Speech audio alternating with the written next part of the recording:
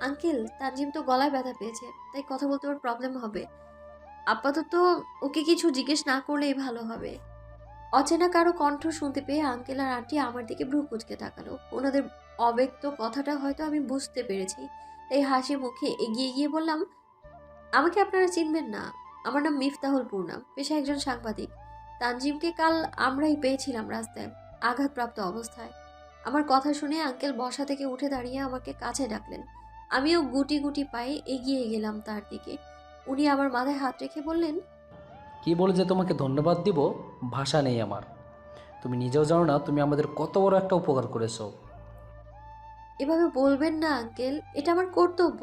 আজ তানজিমের জায়গায় আমার ছোট ভাই কিংবা বোন হতে পারতো। আমার ভাই হলে কি আমি এভাবে রাস্তায় ফেলে রেখে আসতে পারতাম? কখনোই না। তোমার মতো এভাবে কেউ চিন্তা করে না মা। প্রত্যুত্তরে আমি হাসলাম। কথার মাঝে হঠাৎ মেহেরিন শিকদার বলে উঠল, মেয়ে, তুমি সারা রাত তানজিমের পাশে ছিলে, তোমার বাবা মা টেনশন করেননি? ওনার কথায় আমি তাচ্ছিলের হাসি দিলাম। না আন্টি, টেনশন করার মতো কেউ নেই আমার। আমি এতিমখানায় বড় হয়েছি, ভাড়া বাসায় থাকি। আমার পরিবার বলতে শুধু আমার বেস্ট ফ্রেন্ড ইলমি আছে, আর কেউই নেই। বেশ হাসি মুখে এই কথাগুলো বললাম। মিসেস শিকদার আমার দিকে অবাক দৃষ্টিতে তাকিয়ে আছে।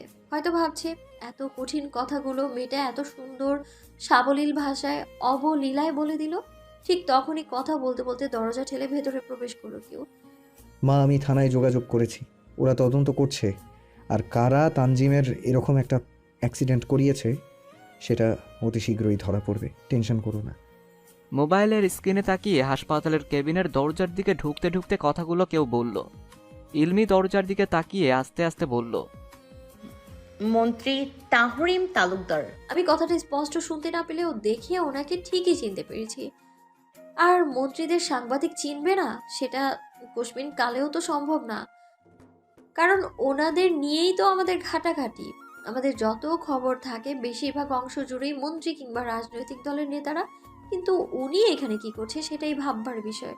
আর মা, মা কাকে ডাকছে উনি? আমি ভ্রুকুচকে বোঝার চেষ্টা করছি। পুরো ব্যাপারটা বুঝতে আমার মিনিট 2 সময় লাগলো। তার মানে তানজিম মন্ত্রী তাহরিম তালুকদারের ভাই। তাহরিম, তুমি একটু ডক্টর নূরের সাথে কথা বলো। তানজিমকে কি আজ বাসায় নিতে পারবো, নাকি আরও 2-1 দিন থাকতে হবে? মেহেরিন শিকদারের কথা শুনে তাহরিম চোখ তুলে মায়ের দিকে তাকালো। পকেটে মোবাইল ভরতে ভরতে বলল, আমি এক্ষুনি ডক্টরের সাথে কথা বলেই এসেছি, কয়েকটা দিন থাকলেই ভালো হবে। কথাটা বলে তাহরিম ঘাড় ঘুরিয়ে বাঁকা চোখে আমার দিকে তাকালো। আপনি? আমি কিছু বলতে নেব তার আগে তাপস তালুকদার বলে উঠল, আরে ওই তো তানজিমকে হসপিটালে ভর্তি করিয়েছে আর নিজের ভাইয়ের পরিচয় দিয়ে চিকিৎসা করিয়েছে, সেবা করেছে। এই যুগে অচেনা অজানা একটা ছেলের জন্য এমন কেউ করে আমার জানা ছিল না। অন্য কেউ হয়তো করতো না। তাহরিম ভ্রুকুসকে বোঝার চেষ্টা করছে আসলে মেয়ে দুটোর অভিব্যক্তি কী আর কি উদ্দেশ্য তার। আমার দিকে এইভাবে অদ্ভুত দৃষ্টিতে তাকিয়ে থাকাতে বেশ অস্বস্তি বোধ হচ্ছিল। তাহরিম তালুকদার আমার কাছে এসে বলল, উদ্দেশ্য কি আপনাদের? ওনার কথা শুনে বেশ অবাক হলাম। চোখ দুটো ছোট ছোট করে তাহরিমের দিকে তাকালাম। মানে কি বলতে চাইছেন তা স্পষ্ট করে বলুন তো মন্ত্রী সাহেব। আমার কথা যেন ওনার কাছে খুব মজার বিষয় মনে হলো, বা উনি এটা ভেবেই রেখেছেন যেন আমি ঠিক এমন একটা প্রশ্নই তার দিকে ছুড়ে দেব। উনি হাত দুটো ভাঁজ করে বুকের উপর রেখে নির্লিপ্ত ভঙ্গিতে দাঁড়িয়ে বলল, না, আমার কাছে ব্যাপারটা কেমন যেন অদ্ভুত লাগছে। রাতের বেলা দুটো মেয়ে একজন মন্ত্রীর ভাইকে অ্যাক্সিডেন্টের হাত থেকে বাঁচিয়েছে, আবার তার ভাই বলেও সম্বোধন করছে, তাকে সেবা করছে। কোনো না কোনো কারণ তো আছেই। কারণটাই জানতে চাচ্ছি, নাকি টাকার জন্য? তাহরিম তালুকদারের কথা শুনে আমি অবাকের চেয়ে বেশি অপমানিত বোধ করলাম। তবে আমাকে কেউ অপমান করবে আর আমি তাকে ছেড়ে দেব, সেটা কি করে হয়? হোক সে এমপি, মন্ত্রী বা মনে যা চায় হোক, তাতে আমার কি? আমি ঢের বুঝতে পারছি উনি কিছু একটা প্রতিশোধ নেওয়ার চেষ্টা করছে, কিন্তু কোনটা সেটা বুঝতে পারছি না। ফার্স্ট অফ অল, আমি মোটেও জানতাম না তানজিম আপনার ভাই। আমার কথার মাঝখান দিয়ে উনি বলে উঠল, হেই গার্ল, লিসেন। এখন আবার বলো না যেন যদি জানতাম তানজিম আপনার ভাই তাহলে কখনোই ওকে আমি হসপিটালে নিয়ে আসতাম না। প্লিজ, এটা বলবে না। এটা তো কমন ডায়লগ, সবাই বলে। ইউনিক কিছু বলো। আমি হাসলাম। আমাকে দেখে কি আপনার গর্দভ মনে হয়? অবশ্য এটাও ঠিক, যে যেমন সে তো সবাইকে তেমনই ভাববে। নিজে গর্দভ হয়ে তো অন্যকে ক্লেভার মনে করবে না, তাই না? বাই দ্য ওয়ে, আমি যদি জানতাম ও যে তানজিম আপনার ভাই, তবুও আমি আমার কর্তব্যে পিছপা হতাম না। পূর্ণা কখনো বিপদকে ভয় পায় না। আর জার্নালিজম পেশায় দিনরাত বলতে কোনো ওয়ার্ড নেই, নিরলস শ্রম দিতে হয়। তা আপনারা কি বুঝবেন? আপনারা সেলিব্রিটিরা তো জার্নালিস্টদের মানুষই মনে করেন না, কুকুর বেড়ালের মতো মনে করেন আপনারা মিডিয়ার লোকদের।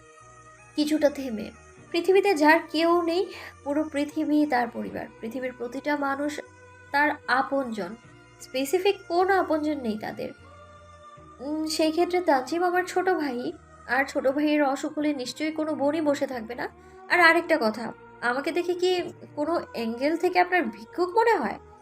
অতি শীঘ্রই আপনি চোখের ডক্টর দেখান মন্ত্রী সাহেব, চোখে মনে হয় কম দেখেন। যাই হোক, আমার পেশা যথেষ্ট ভালো, প্রতি মাসে খেয়ে দিয়ে অনেকটাই বেশি টাকা। আর অন্য কোনো মানুষের কাছে হাত পাতার মতো খারাপ পরিস্থিতি এখন আমার আসেনি। সো আপনার টাকা আপনার কাছেই রেখে দেন। টাকার গরম আর যাই হোক, মিফতাহুল পুনাকে দেখাতে আসবেন না। আমি যা কিছু করেছি আমার ভাইয়ের জন্য করেছি। আমি আশা করি আপনি আর আমার ব্যাপারে নাক না গলালে বোধহয় ভালো হবে। বলেই আমি তাহরিমকে পাশ কাটিয়ে কাঁধের ব্যাগটা নিয়ে বেডের কাছে গেলাম। তানজিমের কপালে হাত দিয়ে জ্বর পরীক্ষা করে বললাম, জ্বরটা এখন আর নেই। আমি বরং আজ আসি তানজিম, তুমি তোমার মা বাবার কাছে থাকো। আমি আবার পরে আসবো না, হ্যাঁ? আল্লাহ হাফেজ। ভালো থাকবে, আর ঠিক মতো খাওয়া দাওয়া করবে, কেমন? আর সময় মতো ওষুধগুলো নিয়ে নিবে, সমস্যা হলে জানাবে কিন্তু। আমার কথা শুনে তানজিম হাসলো। আমিও মুচকি হেসে আঙ্কেলের কাছে গেলাম। ব্যাগ থেকে একটা ভিজিটিং কার্ড বের করে তাপস তালুকদারের হাতে দিয়ে বললাম, আঙ্কেল, এই হলো আমার ভিজিটিং কার্ড। কখনো কোনো প্রয়োজনে অবশ্যই কল করবেন। আজ আসি, আল্লাহ হাফেজ। বলেই আন্টি থেকে বিদায় নিয়ে ইলুকে সাথে নিয়ে বের হয়ে গেলাম। তুমি মেয়েটার সাথে এমন বিহেভিয়ার করলে কেন তাহরিম? মেয়েটা তোমার ভাইকে তো বাঁচিয়েছে, সে না থাকলে হয়তো তুমি আর তোমার ভাইকে এখানে দেখতে পারতে না। তাপস তালুকদারের কথা শুনে তাহরিম মুচকি হেসে তানজিমের পাশে বসলো। তানজিমের কপালে আর গালে হাত দিয়ে ভালোভাবে চেক করে উঠতে উঠতে বলল, তুমি সেটা বুঝবে না ডিয়ার ফাদার। তুমি বরং তোমার বউকে নিয়ে চিন্তা করো। দিনে দিনে মা ইয়ং হচ্ছে আর তুমি বুড়ো হচ্ছ, আর বসে থাকতে থাকতে ভুঁড়ি বাড়ছে। কয়েকদিন পর তোমাকে আর মাকে একসাথে দেখলে বাপ বেটিও বলতে পারে। সো আগে থেকেই সাবধান মিস্টার তাপস তালুকদার। বলে গাড়ির চাবি আঙ্গুলের ডগায় ঘোরাতে ঘোরাতে বেরিয়ে গেল। তানজিম ভাইয়ের যাওয়ার দিকে ভ্রুকুসকে তাকিয়ে আছে। সে ঢের বুঝতে পারছে তাহরিমের মনে কিছু তো একটা চলছেই, যার কারণে সে পূর্ণাকে এভাবে খোঁচা দিল অযথাই। আর বাবার কথাও কাটিয়ে গেল, তবে কি চলছে তার মনে? শুনেছ মেহ, শুনেছ? তোমার অসভ্য ছেলের কথা শুনেছ? বাবাকে তো মান্য করেই না, উল্টো কী সব উল্টো পাল্টো কথা বলছে শুনছো তুমি? বাবাকে পিন্স মেরে কথা বলছে। মাথা নাড়াতে নাড়াতে বলল, না, এই ছেলে আর শুধরাবে না, অসভ্য নির্লজ্জ কোথাকার। তাপস তালুকদারের কথা শুনে মেহরিন শিকদার বিড়বিড় করে বলে উঠলেন, বাপগুণে ছেলে হলে যা হয় আর কি। যেমন নির্লজ্জ বাপ, তার ছেলে তো তেমনই হবে। কথাটা তাপস তালুকদারের কানে গেলেও তানজিম স্পষ্ট শুনতে পেল, আর মনে মনে হাসল। এমন সার্কাস তার পরিবারের প্রতিনিয়তই হয়, এ আর নতুন কি? আকাশটা মেঘলা, বৃষ্টি বৃষ্টি ভাব। হয়তো যে কোনো সময় আকাশের বুক চিরে বেরিয়ে আসবে বিন্দু বিন্দু বৃষ্টিকণা। প্রকৃতির সকল ক্লান্তি আর দুশ্চিন্তা সব কিছু ধুয়ে মুছে নিয়ে যাবে। ইস, বৃষ্টির মতো কেউ যদি আমার ডিপ্রেশনগুলোকে নিয়ে যেত। কিন্তু এটা তো কখনোই সম্ভব নয়। এতিমদের জন্য কখনো কেউ আসে না, আসতে পারেও না। একজন নাম পরিচয়হীন মেয়ের জন্য কেই বা আসবে? বিকেলটা আজ বড্ড বেশি শান্ত মনে হচ্ছে। ছাদের রেলিংয়ের কোণ ঘেঁষে আকাশের দিকে মুখ করে দাঁড়িয়ে আছি। আজ আকাশের মতো আমার মনেও ভারী মেঘ জমেছে, কিন্তু কি তার কারণ সেটা অজানা। হুটহাট মন খারাপের কারণ থাকে না, কিছু মন খারাপের কারণ থাকতেও নেই। আমার জীবনটা কখনোই সহজ ছিল না। ছোটবেলায় আশ্রমের মাদারের কাছে মানুষ হলাম। বয়স 18 পেরোতে না পেরোতেই আশ্রম থেকে বিদায় দিয়ে দিল। শুরু হলো জীবন নিয়ে আরেক যুদ্ধ। তখন তো সবে পাবলিকে চান্স পেয়েছিলাম, টিউশনিও ছিল না। প্রথম 2-1 মাস খুব কষ্টে কেটেছে। ম্যাচে উঠেছিলাম, ম্যাচ ভাড়া দিতে পারিনি। মাদার যা কিছু টাকা দিয়েছিল তাতে দুবেলাও খাওয়া যেত না। ম্যাচের মালিক এসে 2-3 বার ওয়ার্নিংও দিয়েছিল ম্যাচ থেকে বের করে দেবে। ঠিক তার পরের মাসেই নতুন টিউশনিটা পেলাম। সেই টিউশনি করে ভাড়া, নিজের খাবার খরচ, চলাফেরা করা খুব ভালোভাবে না গেলেও চলে যেত কোনোভাবে। তারপর হঠাৎই আমার জীবনে আসে ইলু নামক একটা এঞ্জেল। হ্যাঁ, এঞ্জেলই তো। ও আমার জীবনে আমার সকল দুঃখ কষ্ট সব কিছুতে ভাগ বসাতে শুরু করলো সে। আমার ভালো লাগা খারাপ লাগা সব কিছুতে তার নজর। কখনো আমাকে মায়ের মতো আগলে রেখেছে, কখনো বাবার মতো শাসন করেছে, কখনো ভাইয়ের দায়িত্ব পালন করেছে, আবার কখনো বোনের মতো ছায়া হয়েছে। বন্ধু হয়ে পাশে থেকেছে, আবার শত্রু হয়ে ঝগড়াও করেছে। কি হয়নি সে আমার জন্য? সব কিছুই হয়েছে। আমি অন্ধকার ভয় পাই বলে রাতে যখনই বিদ্যুৎ চমকায় সাথে সাথে তার কল থাকবে সবার আগে। রাতের পর রাত পেরিয়ে যায়, কখনো ফোন কানে দিয়ে ঘুমিয়ে পড়ি দুজনে। এই কেমন বন্ধন আমার জানা নেই। এই বন্ধনের কোনো নাম দিয়ে ছোট করতে চাই না আমি কখনো। নাম না জানা সম্পর্ক আমার জীবনের ডানা কাটা সেই পরি হয়েই থাক আজীবন। হঠাৎ শরীরে পানির স্পর্শে আমার ধ্যান ভাঙলো। চারপাশে তাকিয়ে দেখি আকাশটা মেঘে ঢেকে অনেকটাই অন্ধকার হয়ে এসেছে। বৃষ্টি নামার আগের মুহূর্তের ঠান্ডা বাতাসটা হিম শীতল থাকে, খুব ভালোও লাগে। কিরে ভূতনি, এই অবেলায় এখানে কি করিস? আমি আরো তোকে রুমে খুঁজে আসলাম। ইলুর কথা শুনে আমি সামনের দিকে দৃষ্টি রেখে বললাম, প্রশ্ন তো আমার করার কথা ইলু। তুই এই অসময়ে আমার বাসায় কি করিস? আর আমাকে দেখে তোর কোন অ্যাঙ্গেলে ভূতনি মনে হচ্ছে? কথাটা বলে ঘাড় ঘুরিয়ে ইলুর দিকে তাকালাম। ইলু দাঁত কেলিয়ে হেসে বলল, ভূতনি বলবো না তো কি বলবো? হ্যাঁ, তুই যে ড্রেস আপ করিস, ভূত ছাড়া তো আর কিছু মনে আসছে না। সাদা সালোয়ার, সাদা কামিজ, সাদা ওড়না, সব সাদা। আর সাদা তো ভূতেরাই পরে। আমি দুম করে ইলুর পিঠে একটা কিল বসিয়ে দিয়ে দাঁতে দাঁত চেপে বললাম, কেন রে, সাদা কি ভূতের জন্য বরাদ্দ করা, নাকি যে শুধু সাদা ভূতেরাই পড়তে পারবে? যত সব আউল ফাউল কথাবার্তা। আমার কথায় ইলু হাসলো, হঠাৎ করে বলে উঠলো, পূর্ণ, তোর জন্য একটা গিফট আছে। আমি ভ্রু কুচকে বললাম, গিফট? হ্যাঁ হ্যাঁ, তুই চোখ বন্ধ করে 2 মিনিট দাঁড়া, আমি যাবো আর আসবো। বলেই ইলু দৌড়ে চলে গেল, আর আমি চোখ বন্ধ করে ইলুর অপেক্ষা করতে লাগলাম। প্রায় মিনিট 2 মাঝেই ইলু এসে হাজির, আমার হাতে ভারী কোনো বস্তু রেখে বলল। নে এবার চোখ খোল। আমি ধীরে ধীরে চোখ খুলে হাঁ হয়ে গেছি। আমার হাতে একটা গিটার। গিটারটা বেশ নামি দামি ব্র্যান্ডের, সেটা দেখেই বোঝা যাচ্ছে। আমি কিছুক্ষণ গিটারের দিকে তাকিয়ে পরবর্তীতে ঘাড় ঘুরিয়ে ইলুর দিকে তাকালাম। ইলু ইশারায় জিজ্ঞেস করলো পছন্দ হয়েছে কিনা। আমার মুখ দিয়ে যেন কথাই বের হচ্ছে না। আশ্চর্য হয়ে গেলাম, তবুও কষ্ট করে বললাম, গিটার? আমার কথা শুনে ইলু বলল, পছন্দ হয়েছে? ওর চোখে মুখে উৎকণ্ঠা, উৎসুক দৃষ্টিতে আমার দিকে তাকিয়ে আছে। আমি গিটারটা সাইডে দাঁড় করিয়ে সোজা হয়ে দাঁড়ালাম। পছন্দ অপছন্দ পরের কথা, আগে তুই বল, অযথা টাকাগুলো নষ্ট করলি কেন? গিটারের ব্যাপারে তুই কিভাবে জানলি? আমার কথা শুনে ইলু হেসে আমার দিকে চেপে এসে ছাদের রেলিংয়ে পিঠ ঠেকিয়ে বলে উঠল, আসলে ওই দিন তোকে জিজ্ঞেস না করে তোর পার্সোনাল ডায়েরি পড়েছিলাম। তাতে তোর গিটারিস্ট হবার শখটা হাইলাইট করা। তাই ভাবলাম তোর সব শখ তো আর পূরণ করতে পারবো না। আমি তোর জাদুকর না, জাদুকর হলে তোর কোনো ইচ্ছেই অপূর্ণ রাখতাম না। বিলিভ মি, তাই আমার সাধ্য মতো চেষ্টা করছি। আমার মুখে কোনো ভাষা নেই ওকে বলার মতো। আমি এখন রাগ করব নাকি কান্না করব বুঝে উঠতে পারছি না। গিটারটা হাতে নিয়ে নেড়ে চেড়ে দেখতে লাগলাম। কি হলো বলবি না? কি হলো বললি না যে পছন্দ হয়েছে কিনা? আর এটা কিন্তু আমার ইনকামের টাকা, আমার বাবার নয় কিন্তু। কয়েকটা টিউশনি করিয়েছিলাম যে ওই টাকা। আমি গিটার এক হাতে নিয়ে হুট করেই ওকে জড়িয়ে ধরলাম। কেন জানি না খুব কষ্ট হচ্ছে, কান্নাও পাচ্ছে খুব, কিন্তু আমি তো কান্না করতে পারি না। শেষ কবে মন খুলে কান্না করেছিলাম মনে নেই আমার। ইলু আমাকে সোজা করে দাঁড় করিয়ে বলল, হয়েছে বাবা, আমি কিন্তু গিটারটা তোকে এমনি এমনি দেইনি, শর্ত আছে। ইলুর কথা শুনে আমি ভ্রুকোচকে জিজ্ঞেস করলাম, শর্ত? কিসের শর্ত?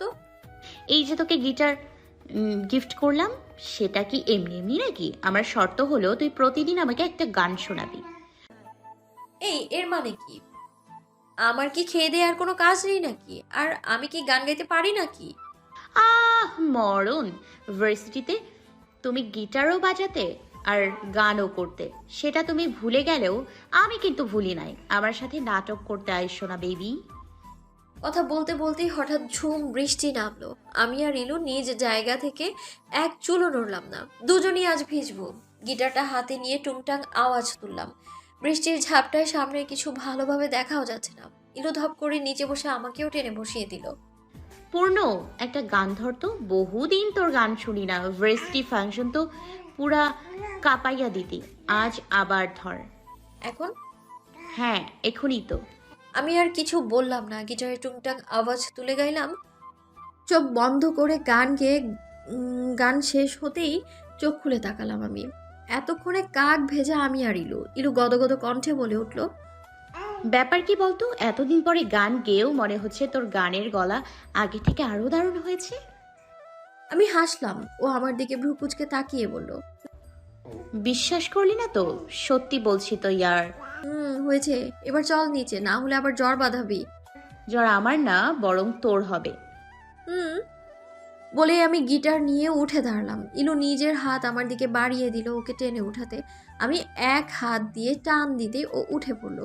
রুমে এসে একে একে ফ্রেশ হয়ে বিছানায় বসতেই আমার ফোনটা বেজে উঠলো। আমার ফোনের দিকে তাকিয়ে দেখি স্যারের কল।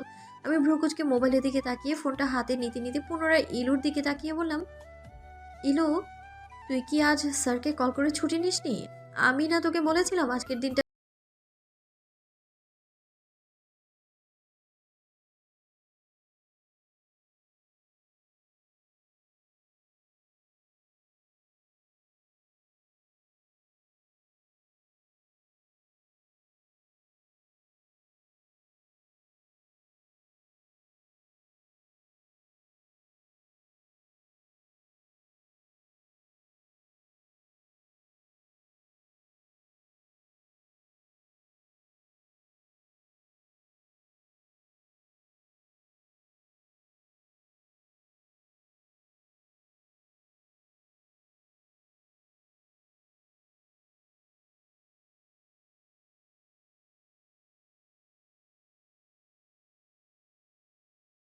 ভাদ্র মাসের মতো হট হট হয়ে গেল। আমি নির্লিপ্ত ভঙ্গিতে বললাম, ইন্টারভিউ নিতে হবে। তো নিবি, এটা তো আর তোর কাছে নতুন না। মুখ এমন করে রাখছিস কেন? কার ইন্টারভিউ নিব সেটা বড় কথা না, কথাটা হলো কার ইন্টারভিউ নিব। মন্ত্রী তাহরিম তালুকদারের ইন্টারভিউ। তো নিবি, এতে এত ঘাবড়ানোর কি আছে? তুই তোর প্রশ্ন করবি আর সে উত্তর দেবে। চাইলে অনেক কিছুই জিজ্ঞেস করতে পারিস। ইলুর কথা শুনে হঠাৎ কিছু মনে পড়তেই আমি মনে মনে হাসলাম। কালকের জন্য প্রস্তুত তো মন্ত্রী সাহেব? তুমি এটা কি পড়ে আসছো পর্ণা? তুমি একটা ইন্টারভিউ নিবে, তাও আবার মন্ত্রী তাহরিম তালুকদারের। শাড়িটা অ্যাটলিস্ট পরতে পারতে। তোমাকে নিয়ে আর পারি না বাপু। মিস অন্বেষা হলো আমাদের অফিসের বসের পিএস। আর মিস অন্বেষার কথা শুনে আমি এক পলক নিজের দিকে তাকালাম। ওই খারাপ কিছু তো পরি নেই, একটা হোয়াইট টপ আর ব্ল্যাক প্যান্ট, গলায় ওড়না ঝুলানো, চুলগুলো পেছনে বিনুনি করা। কোথায় ম্যাম? আমি সবসময় যেমন থাকি সেভাবেই তো আসলাম। আমি তো এর আগেও অনেক ইন্টারভিউ নিয়েছি, কই তখন তো আমার শাড়ি টাড়ি পরতে হয়নি। আজ হঠাৎ কেন আমাকে শাড়ি পরতে হবে? আমি এইভাবেই যাব, আমাকে ভালো না লাগলে অন্য কাউকে পাঠান। আমার কথা শুনে মিস অন্বেষা ঠোঁট বাঁকিয়ে বলল, তোমাকে কেন পাঠাচ্ছি সেটা তুমিও জানো, আমরাও জানি। তুমি রাজনৈতিক দল সম্পর্কে অনেক আর্টিকেল লিখেছো, এইসব নিয়ে তুমি ঘাটাঘাটি করেছো, তাই অন্য যে কারো থেকে তোমার ধারণাটাই বেশি থাকবে। তার ওপর তুমি ইন্টারভিউ বিষয়ে অভিজ্ঞ মেয়ে, বেশ কয়েকবার অভিনেতাদের, রাজনৈতিক নেতাদের ইন্টারভিউ নিয়েছো, তাই তোমাকে দেওয়া হচ্ছে। মিস অন্বেষার কথা শুনে আমি মনে মনে হাসলাম। যাক, এই প্রথম এই হিংসুক মহিলা আমার প্রশংসা করলো, তাই এই হিংসুককে আর ঘাটালাম না। ম্যাম, আমি মন্ত্রী তাহরিম তালুকদারকে প্রশ্ন করে বিভিন্ন কিছু জানতে যাব, নিজেকে প্রেজেন্ট করতে না। আশা করি আমার ড্রেস আপের ব্যাপারে আপনার না ভাবলেও চলবে। আমার কথা শুনে মিস অন্বেষা ঠোঁট বাঁকিয়ে চলে গেল। আমিও মুচকি হেসে আমার কেবিনে যেতে যেতে হাতে থাকা ঘড়ির দিকে তাকালাম। ঘড়ির কাঁটায় 9:25। অনুষ্ঠান শুরু হবে 10টায়। এখনও আরও বেশ অনেকটা সময় বাকি আছে। ততক্ষণে গিয়ে প্রশ্নগুলো সাজিয়ে নিই। কথাগুলো ভাবতে ভাবতে কেবিনে গিয়ে ফাইল নিয়ে বসলাম। পিছন থেকে কোনো একটা কিছু পিঠে এসে লাগতেই তাহারিম পিছনে ঘুরে নিচে তাকালো। একটা কাগজের টুকরো পড়ে আছে। তাহারিম ভ্রুকুসকে এক পলক বিছানায় আছোয়া অবস্থায় থাকা তানজিমের দিকে তাকিয়ে ঝুঁকে কাগজটা তুলে নিল। তুই এখনো আয়নার সামনে দাঁড়িয়ে নাটক করছিস? এদিকে 9:35 বাজতে চললো, কবে যাবি তুই? তানজিমের কথায় তাহারিম ঘাড় বেঁকিয়ে তানজিমের দিকে তাকালো। বেচারা কথা তো বলতে পারে না, কি আর করার। তাছাড়া আর কিছুদিন হাসপাতালে থাকার কথা ছিল, কিন্তু তানজিমের ছেলে মানুষের কারণে কাল রাতেই ওকে বাসায় নিয়ে আসা হয়েছে। পায়ে কিছুটা চোট লাগায় হাঁটতে প্রবলেম হলেও খুঁড়িয়ে খুঁড়িয়ে সেই সকালবেলায় ভাইয়ের রুমে এসে উপস্থিত। তাহরিম সাদা রঙের একটা পাঞ্জাবি পরতে পরতে বলল, সেটা নিয়ে তোর চিন্তা কিসের? তুই নিজেরটা চিন্তা কর। তোর এই অবস্থার কথা শুনলে গার্লফ্রেন্ড থাকবে তো? বেচারি তোর গার্লফ্রেন্ডের জন্য খারাপ লাগছে। বিয়ের আগেই জামাই বোবা হয়ে গেল। শুধু বোবা না, সাথে ল্যাংড়াও। তাহরিমের কথা শুনে তানজিম কিছু বলতে নিবে, গলায় ব্যথা পাওয়ায় পাশে থাকা খাতার মাঝে বড় বড় করে কিছু একটা লিখল। তাহরিমের দিকে ধরতেই তাহরিম পড়া শুরু করলো। আপনি জেনে উপকৃত হবেন যে আমি তানজিমের কোনো গার্লফ্রেন্ড নেই। পুরোটা পড়ে তাহরিম হো হো করে হেসে উঠল। হাসি কিছুটা থামিয়ে টেবিলের উপর থেকে হাত ঘড়িটা নিয়ে পড়তে পড়তে বলল, ডিয়ার ছোট ভাই, আপনি জেনে খুশি হবেন যে আপনার বিষয়ে সকল তথ্য আমার কাছে আছে। আপনি কখন কার সাথে যান, কার সাথে ডেট করেন, এভরিথিং। আজ টিনা তো কাল নাতাশা, এর পরের দিন আরুষি। প্লে বয় কোথাকার। তাহরিমের কথা শুনে তানজিমের কাশি উঠে গেল। কাশতে কাশতে এক পলক ভাইয়ের দিকে তাকিয়ে পুনরায় টেবিল থেকে এক গ্লাস পানি নিয়ে খেতে লাগলো। তানজিমের এই অবস্থা দেখে তাহরিম হাসতে হাসতে কুশনকে কল করে গাড়ি বের করতে বলে। এক পলকে নিজেকে আয়নায় দেখে বের হয়ে যায়, আর তানজিম ভাইয়ের চলে যাওয়ার দিকে তাকিয়ে রইল। আর কতক্ষণ লাগবে কুশন? পিছনের ছিটে বসে হাতঘড়ির দিকে তাকিয়ে কথাটা বলে উঠল তাহরিম। এই তো স্যার, আর 5-6 মিনিট। অফিসের সামনে তাহরিমের গাড়ি পৌঁছাতেই সাংবাদিক আর জনগণ জেকে ধরল তাহরিমকে, আর হাজারটা প্রশ্নের ভিড়ে তাহরিমের মনে হচ্ছে তলিয়ে যাচ্ছে। সেলিব্রিটি হলে এই এক সমস্যা, কোনোভাবে সব উপেক্ষা করে ইন্টারভিউ নেওয়ার কক্ষে প্রবেশ করলো।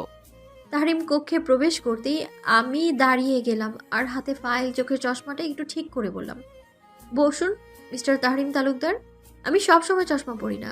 আমার চশমা নিয়ে মূলত আমার মাথা ব্যথার জন্য। আবার বেশিক্ষণ ক্যামেরার সামনে থাকলে মাথা ব্যথা শুরু হয়ে যাবে, তাই সেফটি মেনটেন করতে মূলত আজ চশমা পরা। আমিও সামনে থাকা চেয়ারে বসলাম, ক্যামেরাও অন করা হলো। কেমন আছেন তাহরিম তালুকদার? আলহামদুলিল্লাহ, আল্লাহ ভালো রেখেছে। আপনি কেমন আছেন? এই তো আলহামদুলিল্লাহ। আপনাকে এখানে আসার জন্য অসংখ্য ধন্যবাদ। আপনার এই অঢেল ব্যস্ততার মাঝে আমাদের একটু সময় বের করে দেওয়ার জন্য আবারও ধন্যবাদ। আমার কথার ভিত্তিতে তাহরিম হাসলো। তো নতুন মন্ত্রী হয়ে আপনার অভিব্যক্তি কেমন কেমন লাগছে, নাকি একটু প্রেশারাইজ লাগছে? আমার কথা শুনে তাহরিম তার তর্জনী আঙুল ঠোঁটের কোণে রেখে কিছুটা ভেবে বলল, রাজনীতি আমার জন্য যে একদম নতুন তা কিন্তু না। আমি ভার্সিটিতে থাকতেও ছাত্রলীগ করতাম। এছাড়া রাজনীতি খারাপ লাগার মতো এখনো কিছু পাইনি, তাই এখন পর্যন্ত ভালোই লাগে। আপনার কি ছোট থেকেই রাজনীতিতে আসার ইচ্ছে ছিল, নাকি বড় হতে হতে ধীরে ধীরে হয়েছে? অ্যাকচুয়ালি আমার ছোটবেলা থেকেই মানুষকে সাহায্য করার ইচ্ছে ছিল, সাথে চেষ্টাও। কিন্তু যত বড় হচ্ছিলাম ততই বুঝতে শুরু করেছি ক্ষমতা না থাকলে কিছুই করা সম্ভব না। আর ক্ষমতা চাইলে আমাকে রাজনীতি করতেই হবে, এর কোনো সেকেন্ড অপশন নেই। তাই আমার রাজনীতিতে ঢোকা। ওনার উত্তরগুলো বেশ ভালোই লাগছিল। আচ্ছা, আমরা তো প্রায়ই শুনি রাজনীতিতে এই মন্ত্রীর বাড়ি থেকে কোটি টাকা উদ্ধার, এই এমপির বাড়ি থেকে কয়েকশো ভরি স্বর্ণ উদ্ধার, এই নেতার ঘাটের নিচে তেলের খনি, চুরির তেল, আর আরও কি আমি কি বলতে চাইছি বুঝতেই পারছেন। এই সম্পর্কে আপনার কি ধারণা? আমার কথা শুনে তাহরিম মনে হলো খানিকটা চিন্তায় পড়ে গেল। কিছুটা ভেবে বলল, আসলে রাজনীতি জিনিসটাই এমন, কেউ ব্যবহার করে মানুষের ভালো করার জন্য, আবার কেউ নিজের পকেট ভারী করার জন্য। আসলে তাদের ব্যাপারে আমার ব্যক্তিগত মত বলতে, তারা দেশের জন্য অভিশাপ। হয়তো তারা নিজেদের বদলে ফেলুক, নয়তো দেশ ত্যাগ করুক। আপনার মতে তাদের কিভাবে ধরা উচিত, আর কেমন শাস্তি তাদের প্রাপ্য? প্রতিটি কাজের সেক্টরে ভালো খারাপ সব কিছুই থাকবে। এই ধরুন মসজিদে তো নামাজ পড়তে সবাই যায়, তাহলে বাইরে বের হয়ে জুতা চুরি কে করে? অবশ্যই সে মসজিদে নামাজ পড়া কোনো ব্যক্তি। কিন্তু মানুষ কাকে ছেড়ে কাকে সন্দেহ করবে, এই বিষয়টা ঠিক তেমনই। আমরা সবাই দেশের জন্য কাজ করি। আমাদের মধ্যে কেউ যদি এমন হয়, তাহলে বের করাটা খুব একটা সহজ কাজ না। তবে আশা করা যায় অতি শীঘ্রই আমরা আমাদের কাজে সফল হব। এভাবে প্রায় অনেক প্রশ্নই করা হলো, আর উনিও খুব সুন্দরভাবে গুছিয়ে প্রশ্নগুলোর উত্তর করলো। আমি কিছু একটা চিন্তা করে বললাম, তো এবার আসি আপনার ব্যক্তিগত লাইফস্টাইল নিয়ে। আপনি কি আমাদের প্রশ্নের উত্তর দিতে প্রস্তুত তাহরিম তালুকদার? তা আপনার বিয়ে নিয়ে কিছু ভাবছেন নাকি মন্ত্রী সাহেব? আমার কথা শুনে উনি বেশ খানিকটা নড়ে চড়ে বসলেন। এক পলক আমার দিকে তাকিয়ে বললেন, আপাতত বিয়ে নিয়ে কিছুই ভাবছি না, তবে সময় সুযোগ হলে বিয়ে তো অবশ্যই করব, আর অতি শীঘ্রই। আর তা হলে মিডিয়াতে অবশ্যই জানানো হবে। আমি মুচকি হেসে বললাম, শুনলাম আপনার ভাইয়ের উপর নাকি কারা আক্রমণ করেছে, ইনফ্যাক্ট অ্যাক্সিডেন্ট করিয়েছে তারাই। আপনি কি কাউকে সন্দেহ করছেন, আপনার বিরোধী দলীয় কাউকে? না, আপাতত পুলিশ তদন্তে আছে, আমি কাউকেই অযথা সন্দেহ করছি না। আসলে প্রমাণ ছাড়া কিছুই বলা যাচ্ছে না। আচ্ছা মন্ত্রী সাহেব, ধরেন আপনাকে কেউ সাহায্য করলো, তাহলে তার প্রতিদান আপনি কিভাবে দেবেন? আমার কথা শুনে উনি খানিকটা থমকে গেলেন, ভ্রু কুঁচকে আমার দিকে কিছুক্ষণ তাকিয়ে থেকে মুচকি হেসে বললেন, অবশ্যই, তার যে কোনো বিপদ আমাকে সবার আগেই পাবে। আর সেই মানুষটার সাথে আপনার বিহেভ কেমন হবে? আমার কথা শুনে উনি আমার দিকে রহস্যময়ভাবে হেসে বললেন, অবশ্যই, তার যে কোনো বিপদে আমাকে সবার আগেই পাবে। এই ধরুন একজন লোকের আমি খুব বড় উপকার করলাম, কিন্তু বিনিময়ে সে আমার সাথে ভালো আচরণ তো করেইনি, উল্টো সন্দেহ করেছে। সেই লোকের ক্ষেত্রে আপনার মতামত কি হবে মন্ত্রী সাহেব? আপনার যুক্তিতে সে কি ম্যানারলেস, হ্যাঁ বা না? আমার কথা শুনে তাহরিম তালুকদারের নাক খানিকটা ফুলিয়ে উঠলো, হয়তো রেগে যাচ্ছে সে, তাতে আমার কি, আমি তো আমার অপমানের ফায়দা উঠাবই। মনে মনে কথাটা চিন্তা করেই ঠোঁট বাঁকিয়ে হাসলাম আমি। কি হলো মন্ত্রী সাহেব, বলুন, আপনার যুক্তিতে সে কি ম্যানারলেস, হ্যাঁ নাকি না বলুন? উনি নাক ফুলিয়ে উত্তর দিল, হ্যাঁ। হুম, আসলেই সেই লোকটা ম্যানারলেস, অভদ্র, ফালতু, তাই না? হুম। উনি বেশ রেগে যাচ্ছে মনে হচ্ছে, তাই আর কিছু বললাম না, টপিক চেঞ্জ করে বললাম, তা মন্ত্রী তাহরিম তালুকদার, বিয়ে করার সময় তো মিডিয়াকে জানাবেন, আর অতি শীঘ্রই আপনি বিয়ের পিঁড়িতেও বসবেন, তাহলে কি আমরা ধরে নেব যে আপনার প্রিয়, আই মিন মনের মানুষটাকে আপনি পেয়ে গেছেন? আমার কথা শুনে উনি হাসলেন। হয়তো পেয়ে গেছি, তবে আমি শিওর নই। আগে শিওর হই, তারপর তাকে বলবো। আর সে যদি অ্যাকসেপ্ট করে তাহলে সবাইকেই বলবো। আমি বেশ অবাক হয়ে বললাম, আপনাকে একসেপ্ট করবে না? দেশের অধিকাংশ মেয়ের হৃদস্পন্দন থমকে দাঁড়ানো পুরুষকে কেউ রিজেক্ট করবে, এটা ভাবা যায়? আপনার কি তাই মনে হয়? আমার কথা শুনে উনি বেশ শব্দ করে হেসে উঠলেন। আপনি হলে অ্যাকসেপ্ট করতেন? ওনার কথায় আমি বেশ ভ্যাবাচাকা খেয়ে যাই। আমি কিছু বলবো তার আগেই উনি বলে উঠল, ডোন্ট মাইন্ড, আমি মজা করছিলাম। আসলে সে সবার মতো নয় বলেই তো সে তাহরিম তালুকদারের নজর কেড়েছে। সে তো অধিকাংশের বাহিরে। আপনি কি ভেবে বা কি জেনে বলছেন জানি না যে আমি অধিকাংশ মেয়ের হৃদস্পন্দন থমকে দাঁড়ানোর কারণ, কিন্তু আমার তো মনে হয় আমার উপস্থিতি সেই মেয়েটার ভ্রু কুঁচকে দেওয়ার কারণ। ওনার কথায় আমি আবারও বেশ ভ্যাবাচাকা খেয়ে গেলাম। বাহ, বেশ ভালোই মন জয় করে নিয়েছে। আশা করছি খুব তাড়াতাড়ি আমাদের তরুণ মন্ত্রী তাহরিম তালুকদারের বিবাহের দাওয়াতটা পাবো। কি মন্ত্রী সাহেব, দাওয়াত দিবেন না? আমার কথা শুনে উনি ঠোঁট নাড়িয়ে আস্তে আস্তে বলল, যেন কেউ শুনতে না পায়, নিজের বিয়েতে কি বউকে দাওয়াত দেয়া যায় না কি? এরকম কোনো নিয়ম আছে নাকি? জানতাম না। ওনার মুখ নাড়তে থাকায় আমি ভ্রুকুচকে জিজ্ঞেস করলাম, কিছু বললেন? আমার কথা শুনে উনি মুখ তুলে আমার দিকে তাকালো। না, বলছি অবশ্যই সবাইকে দাওয়াত দেব। জীবনে একবারই তো বিয়ে করব, দাওয়াত অবশ্যই পাবেন। এমন বেশ টুকটাক কথা বলে প্রায় 1 ঘন্টার ইন্টারভিউ শেষ করে উঠে দাঁড়ালাম। ক্যামেরা অফ করা হয়েছে, সোফায় গা হেলিয়ে দিলাম। বড় ক্লান্ত লাগছে, গাটাও কেমন ম্যাচ ম্যাচ করছে। হঠাৎ জ্বর জ্বর লাগার কারণটা বুঝলাম না, হয়তো সিজন চেঞ্জ হচ্ছে তাই। কাজ তো শেষ, এখন বাসায় গিয়ে বিছানায় শুতে পারলেই বাঁচি। অফিস থেকে বের হতেই গেটের কাছে এসে হঠাৎ মাথাটা চক্কর দিয়ে উঠল। গেট ধরে খানিকটা সময় দাঁড়িয়ে রইলাম, হঠাৎ কানের কাছে কারো কণ্ঠ শুনতে পেয়ে ঘাড় ঘুরিয়ে পেছনে তাকালাম। বেশ তুখোড় বুদ্ধি আপনার, মিস পূর্ণা। মন্ত্রী তাহরিম তালুকদারের কথা শুনে আমি কিছু বললাম না, আলতো হাসলাম। আমি অভদ্র, ফালতু, তাই না?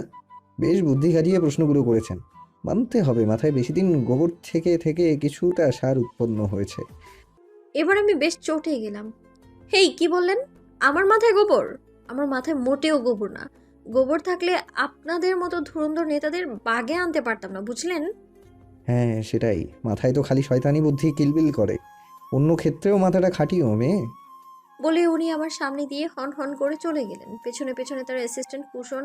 আমি তো ভ্রুকুচকে ওনার যাওয়ার দিকে তাকিয়ে ভাবতে লাগলাম, উনি অন্য ক্ষেত্রে বলতে কি বোঝাতে চেয়েছেন। ইলুর কথায় আমি ওর দিকে তাকালাম, মুখ বাঁকিয়ে বললাম, দরকার নেই তোর এত ইচ্ছে করলে তুই যা, আমি এইভাবেই ভালো আছি। বলেই রাস্তায় হাঁটতে লাগলাম। আমার পেছনে পেছনে ইলু। কিছু দূর গিয়ে রিকশায় উঠলাম। আমার ভীষণ খারাপ লাগছে, কিন্তু ইলুকে বলা যাবে না। মেয়েটা এমনিতেই বহুত টেনশন করে আমার জন্য, আর নতুন করে টেনশন দেওয়ার কোনো মানেই হয় না। ওকে বাসায় দিয়ে আমি আমার বাসায় চলে আসলাম। ফ্রেশ হয়ে কড়া করে 1 কাপ কফি বানালাম। রান্না করার মুড নেই, ইচ্ছেটাও নেই, আর কোনো শক্তিও নেই।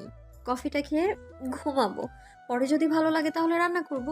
এখন ঘুমটা বেশি জরুরি। জ্বরটা মনে হয় চলেই আসলো বলে মোবাইল অফ করে ঘুম দিলাম। বিকেল গড়িয়ে রাত নামলো, কিন্তু ঘুম থেকে ওঠার নামগন্ধ নেই আমার। ওই দিক থেকে কেউ একজন যে ফোন করতে করতে পাগল প্রায়, সেই দিকে কি কারোর নজর আছে? রাত প্রায় 1টা। প্রচণ্ড খিদে পেয়েছে, সারাদিন কিছুই খাওয়া হয়নি, কিন্তু ওঠার সামর্থ্য নেই। মোবাইলটা কোথায় রেখেছি এই মুহূর্তে সেটাও মনে পড়ছে না। চোখ খুলে রাখাই মুশকিল হয়ে পড়েছে। হঠাৎ বেলকনি থেকে কিছু একটা পড়ার আওয়াজ পেলাম, কিন্তু গিয়ে দেখবো কি করে? উঠতেই তো পারছি না। ভাবলাম হয়তো ইলু। এমনি প্রায়ই এমনটা করে। আমার বাসাটা দোতলায়, তো তো প্রায়ই সে মই বেয়ে বেলকনি দিয়ে চলে আসে। তাই আর কিছু ভাবলাম না, চোখ বন্ধ করলাম। কিন্তু আমার মাথায় এখনো এটা আসেনি, এত রাতে একটা মেয়ে কিভাবে আসবে, তাও আবার বেলকনি দিয়ে। চোখ খুলে রাখতেই পারছি না। চোখ বন্ধ করেই মনে হলো কেউ এসেছে রুমে। কড়া পারফিউমের ঘ্রাণ পাচ্ছি। 3-3টে কাঁথা মুড়ি দিয়ে আমি আছি, তাও যেন শীত কমছে না আমার। হঠাৎ মাথায় কারো ঠান্ডা হাতে স্পর্শ পেয়ে যেন সারা শরীর কেঁপে উঠলো আমার। চোখ বন্ধ করেই কাঁপা কাঁপা গলায় বললাম, ইলু, তোর হাত অনেক ঠান্ডা, হাতটা সরা, আর পারলে কিছু রান্না কর। সারাদিন কিচ্ছু খাইনি, খিদে পেয়েছে প্রচুর।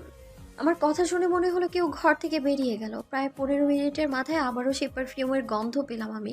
আমার খুব কাছেই পেলাম। কপালে ঠান্ডা কাপড় স্পর্শ পেয়ে নড়ে চড়ে উঠলাম। কাপড়টা দিয়ে আমার কপাল সহ চোখ দুটো ঢেকে দিল। মাথাটা উপরে তুলে বালিশটা খাটের সাথে হেলান দিয়ে রেখে আমাকেও উঠিয়ে এক হাতে জড়িয়ে খাটে হেলান দিয়ে বসালো। আমি যে তখনও পুরোপুরি হুঁশে আছি তাও কিন্তু না।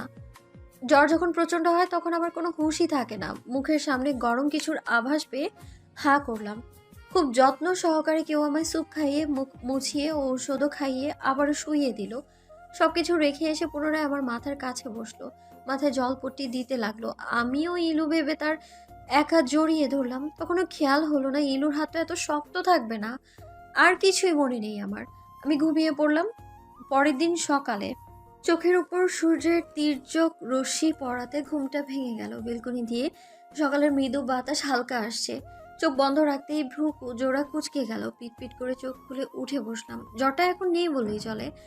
এক হাতে পেঁচিয়ে চুলগুলো খোপা করতে করতে আশপাশে তাকালাম। বিছানার পাশে টেবিলটার উপর একটা বাটিতে তোয়ালে এখনো ভেজানো আছে, তার সাথে ঔষধের পাতাগুলো ছড়ানো আর থার্মোমিটার রাখা। আশেপাশে তাকিয়ে ইলুকে খোঁজার চেষ্টা করলাম। ধীরে ধীরে বিছানা থেকে নেমে বেলকনিতে উকি দিলাম। না, বেলকনিতে তো নেই ইলু। কিচেন রুম, ড্রয়িং, ডাইনিং রুমে কোথাও নেই ইলু। তবে গেলটা কোথায়? এত সকাল সকাল বাসায় চলে গেল নাকি? কখনো তো এমন করে না। অ্যাটলিস্ট বিদায়টা তো নিতে পারতো। এত বেখেয়ালি মেয়েটা, উফ! সারা রাত জেগে জেগে সেবা করলো, আর ভোর হবার আগেই উধাও। ব্যাপারটা ভয়ানক না? যে মেয়ে রাত 11টার জায়গায় 12টা হলেই সেদিন সকালে আর ঘুম থেকে টেনেও তোলা যায় না, আজ সে সারা রাত সেবা করার পরেও সকাল সকাল উধাও। আসলে এই খটকাজনক। আর কিছু না ভেবে ফ্রেশ হয়ে বিছানায় বসতে বসতে দেয়াল ঘড়ির দিকে তাকালাম। সবে মাত্র 7টা। আরও বহুত সময় বাকি আছে। আমি আর কিছু চিন্তা না করে মোবাইল খুঁজতে লাগলাম। কিছু তো বলতেই হবে এই ছন্ন ছাড়া মেয়েকে। বড্ড বেখেয়ালি নিজের প্রতি। ফোন খুঁজে বের করে অন করতেই ফোন আসতে লাগলো। প্রায় 60 থেকে 70টা মিসড কল এসে জমা হলো কল লিস্টে। আমার ফোন আবার অফ থাকলেও অন করার সাথে সাথেই সকল নোটিফিকেশন আসা শুরু করে। সে যাই হোক, কল লিস্টে ঢুকেই দেখি ইলুর প্রায় 40+ মিসড কল, আর আননোন নাম্বার থেকে প্রায় 30+ মিসড কল। ভ্রু কুচকে কিছুক্ষণ ফোনের দিকে তাকিয়ে থেকে ইলুর নাম্বারে কল করলাম। কয়েকবার রিং বাজার পরই ইলু কল পিক করলো। আমি কিছু বলার আগেই শুরু হলো তার 1900 কটকটি সালের ভাষণ। ওই মহারানী ভিক্টোরিয়া, তুই কোন দেশের প্রেসিডেন্ট রে? নাকি প্রেসিডেন্টের বউ তুই? হ্যাঁ, ডোনাল্ড ট্রাম্পের এক্স বউ নাকি আর না কোন সেলিব্রিটি? তোরে ক্যাডা রাইতের বেলা ফোন দিয়া জ্বালাইব? কোন দুঃখে তুই ফোনটা অফ করে ঘুমাস? তোরে কতবার ফোন দিছি, ফোনটাও ধরার ইচ্ছে করে নাই, তাই না? শালি বলদি। ওইদিকে কি? ওইদিকে উনি মরার মতো পইরা পইরা ঘুমায়। আর এদিকে টেনশনে আমি ফুসফুস অ্যাটাক। ইলুর কথা শুনে আমি অবাক হয়ে আমতা আমতা করে জিজ্ঞেস করলাম, তুই না সকালে গেলি আমার বাসা থেকে? আবার এইসব কথার মানেটা কি? আর বাপের জন্মে ফুসফুস অ্যাটাকের নাম তো আমি শুনি নাই। আমার কথা শুনে ইলু অবাক হয়ে বলল, পূর্ণ কি কস তুই? আমি কবে তোর বাসাত গেলাম? আমি তো আমার বাসায়। মেয়াদ উত্তীর্ণ কিছু খাইছস নাকি রে? হ্যাঁ, কি আবল তাবল কথা বলতেছস? আর ফুসফুস অ্যাটাক শুনস নাই বলে কি থাকতে পারে না? আমি আবল তাবল কথা বলতেছি নাকি তুই ভাও খাইতেছিস? সারা রাত আমার সেবা করলি, এখন আবার নাটক করতেছিস? হোয়াট আর ইউ ক্রেজি পূর্ণ? আমি কখন গেলাম তোর বাসায়? আর তোর কি বা হয়েছে যে সারা রাত সজাগ থাকতে হবে কেন আমার? ও মা, কাল রাতে তো তুই আসলি বেলকনি দিয়ে, কড়া পারফিউমের গন্ধ এখনো আমার ঘরের মাঝে আছে। রাতে তাও আমি আবার মানুষের বাসায় যাব বেলকনি দিয়ে? আমাকে কি কোনো অ্যাঙ্গেল তোর চোট্টর মনে হয়? আর তুই তো জানিস পূর্ণ আমি পারফিউম দেই না, করা হবে দূর। তার মানে তুই বলতে চাইছিস তুই কাল মাঝরাতে আমার বাসায় আসিসনি? আরে বাবা না রে, কেন কিছু হয়েছে? না মানে তুই যদি কাল নাই এসে থাকিস তাহলে কে আসলো? আমার মাথার কাছে বসে কপালে জলপট্টি দিয়ে দিল, আবার স্যুপ খাইয়ে দিল, ঔষধ খাইয়ে দিল, মাথায় হাত রেখে ঘুমও পাড়িয়ে দিল। তুই না আসলে কে ছিল? আচ্ছা তুই টেনশন করিস না, আমি তোর বাসায় আসবো না বিকেলে অফিস শেষ করে। বলে বিদায় জানিয়ে ফোনটা কেটে দিল। আমি বিছানার উপর বসে ভাবতে ভাবতেই হঠাৎ চোখ যায় বিছানার পাশের টেবিলটার উপর পানির গ্লাসের নিচে একটা চিরকুটে কিছু রাখা আছে। আমি ভ্রুকুচকে সেই চিরকুটটা হাতে নিলাম। সেখানে গোটা গোটা অক্ষরে লেখা ছিল, ভালোবাসি তোমায়, যতটা ভালোবাসলে লোকে পাগল বলে। আমি তোমার সেই পাগল প্রেমিক। নিজের যত্ন নেবে, ভালোভাবে খাওয়া দাওয়া করবে। এখন সিজন চেঞ্জ হচ্ছে, বাইরে বেশি ঘোরাঘুরি করবে না। আর একটা কথা, কখনো যদি মেয়ে তোমার ফোন বন্ধ পেয়েছে, তাহলে সেদিন দেখবে পাগলের পাগলামি কাকে বলে, কত প্রকার ও কি কি। Be careful my girl. আর হ্যাঁ, শুভ সকাল রানী। তালুকদার ভিলায় দোতলার একদম শেষ মাথার একটা রুম। আবছা অন্ধকার হয়ে আছে রুমটা। পর্দা দিয়ে জানালাগুলো ঢেকে দেয়া। পর্দার ফাঁক গলে কিছুটা অবাধ্য রোশনি প্রবেশ করছে রুমের মেঝেতে। বিছানায় উপুর হয়ে গভীর ঘুমে মগ্ন এক যুবক। গায়ের চাদরটা কোমর পর্যন্ত মেলে দেয়া, পরনে শুধুমাত্র একটা ট্রাউজার। পা টিপে টিপে রুমে প্রবেশ করল কেউ। রুমে এসেই জানালা থেকে পর্দা সরাতেই কয়েকগুচ্ছ আলোর প্রতিফলন ঘটল রুমের মধ্যে। সূর্যের আলোটা চোখে পড়তেই চোখ কুঁচকে ফেলল তাহরিম। চোখ বন্ধ করেই বিরক্তি কণ্ঠে বলে উঠল, তোর কি আর খেয়ে দিয়ে কোনো কাজ নেই তানজিম? সকাল সকাল আমার ঘুমের 12টা বাজাতে চলে আসলি। এখন যা তো, যা ঘুমাতে দে। বলেই আবার কাঁথা দিয়ে নাক মুখ ঢেকে শুয়ে পড়ল। ভাইয়ের কাণ্ড দেখে তানজিম গা দুলিয়ে হেসে উঠল। তাহরিমের মাথার কাছে এসে বসল। চাদরটা একটু ফাঁক করে মুখ বাড়িয়ে তাহরিমের কানের কাছে গিয়ে বলল, কেন রে ভাই, সারা রাত কি চুরি করছিলি? ছে ছে ছে, শেষমেশে কিনা মন্ত্রী তাহরিম তালুকদার চুরি করেছে, তাও কোথায়? নিজের হনেওয়ালা গার্লফ্রেন্ডের বাসায়। হাই খোদা, এইটা ছোটার আগে আমার কিডনি অ্যাটাক হলো না কেন? তানজিমের কথা শুনে তাহরিম চোখ বন্ধ করেই হাতের কাছে থাকা বালিশ দিয়ে তানজিমকে ঢিল ছুঁড়ে বলল, তানজুর বাচ্চা, তুই কি যাবি নাকি আমি উঠবো? কালকেই তো মাত্র গলাটা ঠিক হয়েছে। অকালে যদি পানিশমেন্টে বোবা না হতে চাস, এক্ষুনি বের হ রুম থেকে, আর আমাকে ঘুমাতে দে। তাহরিমের থ্রেট শুনে তানজিম খানিকটা দমে গেল। রুম ছেড়ে যেতে যেতে বলল, এখন দিন তোমারই। করে না অত্যাচার এই অবলা প্রাণীটার ওপর। তবে মনে রাখো, এই দিন না আরো দিন আছে, মনে রাখো। এক মাগে শিখ যায় না। রাতের বেলা চুরি করে বৌরি দেখতে চাইবে, পরে আর আমি বললেই দোষ? ভালো মানুষের এই দুনিয়াতে দাম নেই, লোকে ঠিকই বলে। বলতে বলতেই রুম থেকে বেরিয়ে গেল। তানজিমের আজগুবি কথা শুনে তাহরিম চোখ বন্ধ করেই ঠোঁট এলিয়ে হাসল। পুনরায় ডুবে গেল ঘুমের অতল গহীনে। কিরে, মুখটা বাংলার পাঁচের মতো করে রাখছস কেন? কি হইছে? ইলুর কণ্ঠ শুনতে পেয়ে ঘাড় ঘুরিয়ে পাশে তাকালাম। এক পলক ওর দিকে তাকিয়ে আবারও সামনের দিকে তাকালাম। এখন বিকেল 5টা বাজে। অফিস থেকে সরাসরি ধানমন্ডি লেকের পাহাড়ে আসলাম। জায়গাটা আমার বরাবরই ভালো লাগে। পরন্ত বিকেলে সূর্যটা যখন ডুবে ডুবে ভাব তখনকার রক্তিম আকাশ আমার বরাবরই প্রিয়। এই বেলায় এখানে অনেক মানুষই দেখা যায়। কি হলো, কথা বলছিস না কেন? কি হয়েছে তোর? স্যার ডেকে নিয়ে কিছু বলছে? আমি সামনের দিকে তাকিয়ে বললাম, না স্যার কি বলবে, ডেকেছিল একটা কাজের জন্য। আর আমি ভাবছি সকালে সেই বিষয়টা নিয়ে, বেশ ভাবাচ্ছে আমাকে বিষয়টা। আমার কথা শুনে ইলু কিছু মনে পড়ার ভঙ্গিতে বলে উঠল, ও হ্যাঁ, আমি তো ভুলেই গিয়েছিলাম। তোর সেই সকালের গাঁজাখুরি কথাবার্তা কি হয়েছিল রে? ওর কথা শুনে আমি চোখ পাকিয়ে ওর দিকে তাকালাম। আমি গাঁজাখুরি কথাবার্তা বলি? হ্যাঁ হ্যাঁ হ্যাঁ হ্যাঁ হ্যাঁ। কে বললো তুই এসব কথা বলিস? এসব তো আমি বলি। তুই তো সদা সর্বদা সত্যি কথাই বলিস। এখন বল তো কি হয়েছিল? আরে কাল সন্ধ্যা থেকেই শরীরটা কেমন ম্যাচ ম্যাচ করছিল। সিজন চেঞ্জে জ্বর আসবে বসবে ভাবছিল, খারাপ লাগছিল বিধায় কাঁথা মুড়ি দিয়ে শুয়েছিলাম। হঠাৎ রাতে খুব খিদে পেয়েছিল, কিন্তু উঠে কিছু খাবো সেই সুযোগ বা শক্তি কোনোটাই ছিল না। তখন রাত 12টা কি 1টা, বেলকনি থেকে কিছু পড়ার শব্দে আমি চমকে যাই। কিন্তু কারো শরীরে পারফিউমের গন্ধে অনেকটাই নিশ্চিত হই যে কেউ একজন এসেছে, আর বেলকনি দিয়ে আসার সম্ভব তো তোরই আছে, তাই আমি ভাবলাম তুই এসেছিস। আমার কথা শুনে ইলু কিছুক্ষণ নীরবতা পালন করে চিন্তিত স্বরে বলল, তারপর? তারপর আমার মাথার কাছে এসে কপালে হাত দিল। আমি ভাবলাম তুই, তাই বললাম কিছু রান্না করে করে দিতে, খিদে পেয়েছে। সেও আমার মাথায় জলপট্টি দিয়ে, না না শুধু মাথায় না, চোখে সহ ভিজে কাপড় দিয়ে ঢেকে নিঃশব্দে রান্না করতে চলে গেল। কিছুক্ষণ পর এক বাটি স্যুপ নিয়ে খাইয়ে দিল আমায়। তারপর ওষুধ খাইয়ে ঘুম পাড়ালো আর সারা রাত সেবা করলো। আমি ভোরের দিকেও কপালে কারো স্পর্শ টের পেয়েছিলাম। সে হয়তো কানে কানে ফিসফিস করে কিছু একটা বলছিল, আমি বুঝতেই পারিনি। আমি তো ভেবেছিলাম তুই, আর সকালে উঠে দেখি কেউ নেই। আমার কথা শুনে ইলু ভ্রুকুচকে খানিকটা সময় আমার দিকে তাকিয়ে থেকে বলল, তোর কথা আমি সবসময় বিশ্বাস করি, কারণ তুই বানোয়াট কিছু বলিস না। তবে এই বিষয়টা আসলেই রহস্যজনক। আমি ওর দিকে এক পলক তাকিয়ে ব্যাগ থেকে চিঠিটা বের করে ওর হাতে দিলাম। ইলু আমার দিকে ভ্রুকুচকে তাকিয়ে জিজ্ঞেস করলো, এটা কি? সকালে ঘুম থেকে উঠে গ্লাসের নিচ থেকে পেয়েছি। ইলু পুরোটা পড়ে চোখ বড় বড় করে তাকালো আমার দিকে। কিরে পূর্ণ, এই দেখি তোর সিক্রেট লাভার, সেই পজিটিভ আর কেয়ারিং তো। হায়, আমার সে কেন একটা সিক্রেট লাভার নেই?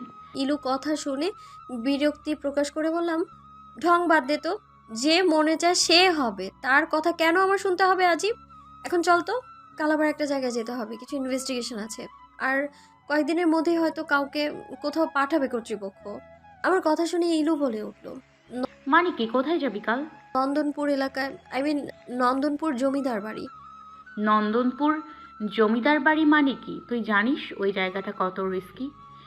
কম লোক তো আর পাঠানো হয়নি ওখানে। একজনও কি বেঁচে ফিরেছে? কারোর টিকিটই পর্যন্ত পায়নি কেউ। ভুতুড়ে এলাকা ওটা, তুই যাবি না, আমি বলছি তুই যাবি না। বেশ আতঙ্কিত কণ্ঠে ইলু কথাগুলো বলে উঠল, আরে বোকা, ভয় পাচ্ছিস কেন?